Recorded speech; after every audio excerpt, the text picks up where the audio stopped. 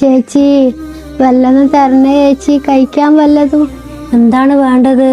ഭക്ഷണോ? ഈ മുസ്ലിമാണോ? അല്ലയോ? ഈ അള്ളാഹു വിശ്വസിക്കുന്ന ആളാണോ?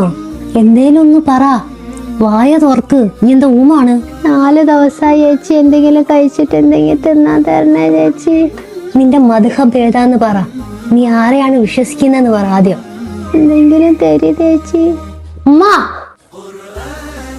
എന്തൊക്കെയാ ഇവിടെ നടക്കുന്നത്?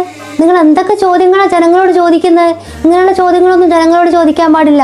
ഇതൊക്കെ അള്ളാഹു തആല ജനങ്ങളോട് ചോദിക്കേണ്ട ചോദ്യങ്ങളാണ്. അങ്ങനെ പറഞ്ഞാല് ഉമ്മ, ഈ ചോദ്യം അള്ളാഹു തആല നമ്മളോടാണ് ചോദിക്കേണ്ടത്. നിന്റെ ദീൻ ഏതാണ്? നിന്റെ റബ്ബ് ഏതാണ്? നിന്റെ മതം ഏതാണ്?